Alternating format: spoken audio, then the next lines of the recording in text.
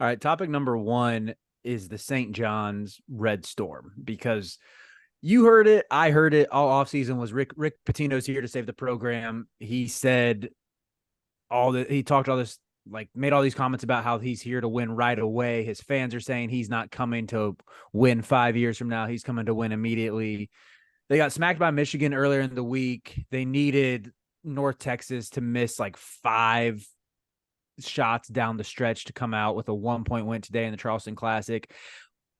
Me personally, when I look at this team, when I look at this roster, I see so many mid-major guys to where I'm like, why is this team good? Is this team going to put it all together? Where are we at with the St. John's Red Storm? Go ahead, Cart.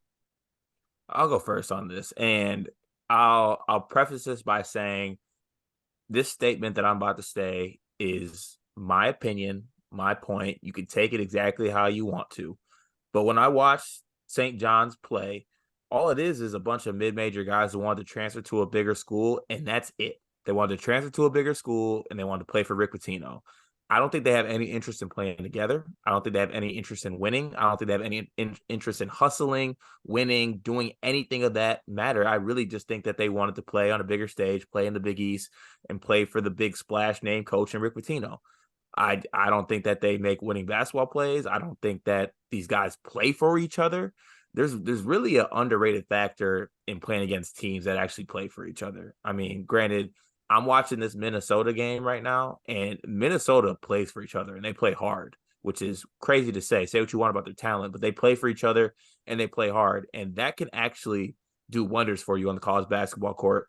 I don't think St. John's has that. Do they get that? Personally, I don't think so, because I think either you have that or you don't. You can fix offensive issues. You can fix defensive issues. You can fix scheme issues. But if you don't have guys that want to play hard, play for themselves, play for the guy next to you, I don't think you could be successful at any level, especially not in the Big East. So I just don't see it with this team. I'm very much not a mid-major up transfer guy. Everybody knows this. I just complain about it. I think more often than not, it doesn't work. And if it does work, it usually works in year 2. Like, hello, Jalen Pickett. Hello, Tyson Walker. These guys need a massive adjustment curve. And I think with transfers in general right now, obviously it's all about fit. Everyone's unique, but there's a lot of motivation levels I'm questioning. And guys that are in their final year that know they're not going to be NBA players seem like the type of transfers I would want to avoid. Guys who are just like getting a paycheck, knowing they're done playing basketball in April, and then they're on to finance or a career in Lithuanian basketball. Like that. Those guys are not the most motivated to me. They know what their career is, and they're old, and they've accepted that. Let's get the bag while we can. I think St. John's has a ton of those guys. And I got duped because I was actually pretty impressed with St. John's against Michigan, mostly because I thought Michigan played their A-plus offensive game in the first half. And St. John's was right there. Like, I kept texting Cart and other people, I can't believe this is a game. I don't know how Michigan's not up 15 with how they're like Namari Burnett's 7 for 7 from the floor before the second media timeout, and we're tied. I was baffled by that.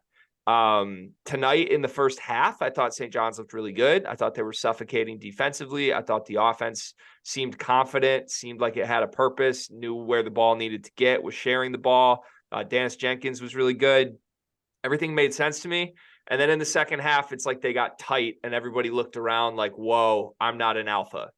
And luckily, Soriano made the plays late. I think he can be the best player on a team that wins some games, in my opinion.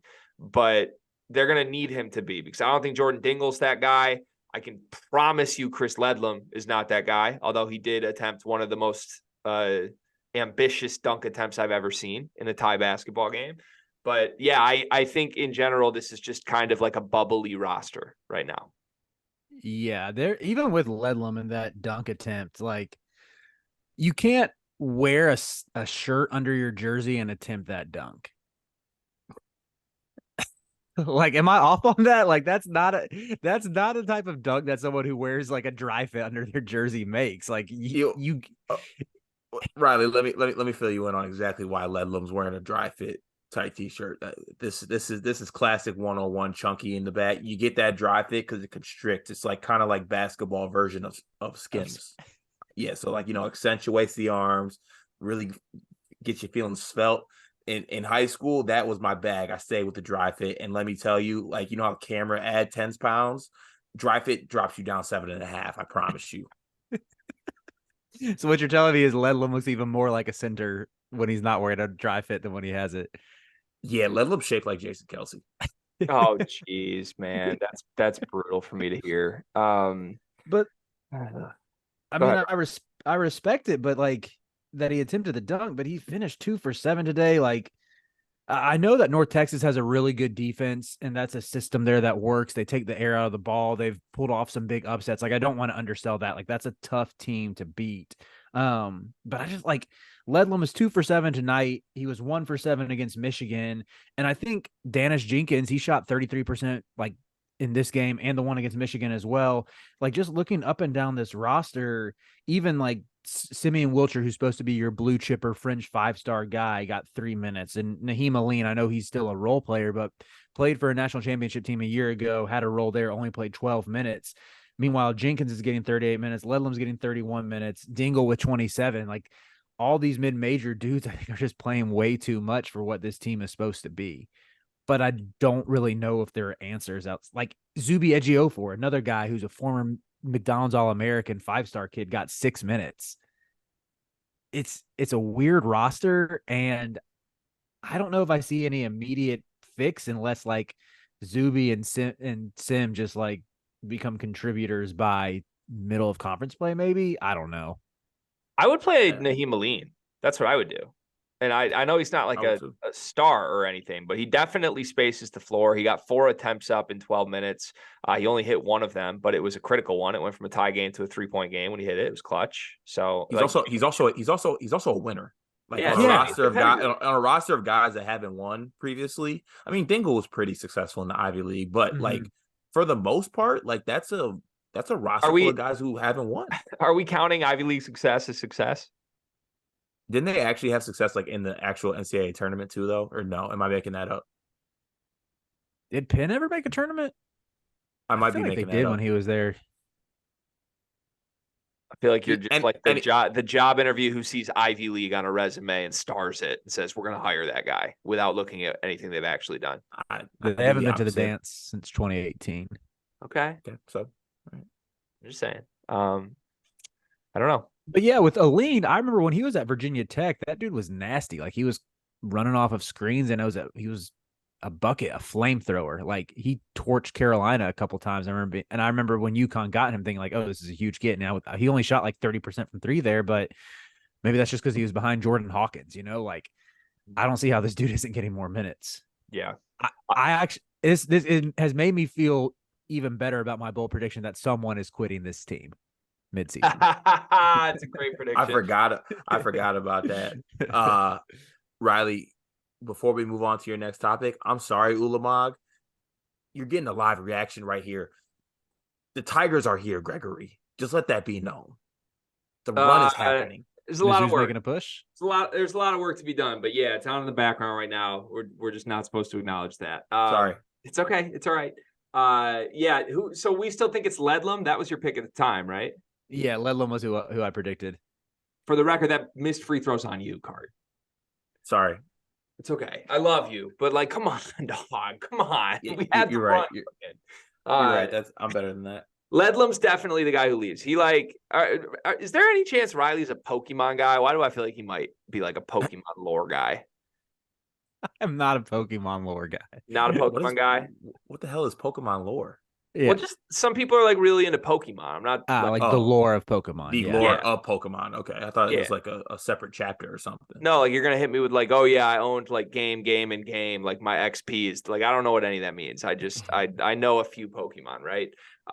With that said, I feel like Ledlam is like an unevolved Grant Williams. That's where I'm at with it. Like he's the base level Grant Williams, and then as you get better and better, you become Grant Williams. He's Bulbasaur, and then he can evolve into Grantosaur. Yeah, Barbarasaur, or whatever the next one up is. That's what I was looking for from you. You got some Pokemon lore in you. That's nice. Yeah, I had Pokemon cards as a young kid. Nice. I mean, I once sold a kid a fake Blue Eyes White Dragon. In Yu-Gi-Oh, I was a Yu-Gi-Oh for Pokemon. Oh, that's Yu-Gi-Oh, isn't it? Oh, okay, yeah. I did that. I think I tried. I used Probably to sold it. I probably sold it to someone from Riley's high school. I used to print out like Yu-Gi-Oh cards and like tape them over other cards, like better cards, and try to say like, oh yeah, this one just like went. I left it in my pocket and went through the washing machine. Oh, that's crazy. It is crazy. All right, let's go to topic number 2. Actually, no, one final thing on St. John's. Where does their season end? Like, do they make the NCAA tournament? Do they lose in the first round? Go further? Where does the season end?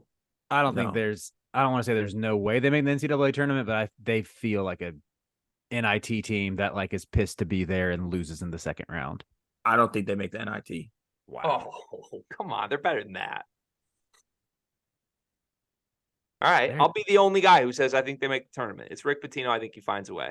By the way, isn't Soriano like right up your alley as like an archetype guy? Like, why do you not love Joel Soriano more? I do love Joel Soriano. I'm sorry that he's surrounded by players that don't want it. It's a damn shame. He seems awesome. Like I really love his game. He is awesome. I do like his game. Yeah, he looked good. I didn't realize his wingspan was that long too. Like you see the tools when he's altering shots and everything. Yeah, I love Soriano. Shooting threes now too and hitting them. Like I buy the shot for real. It's impressive.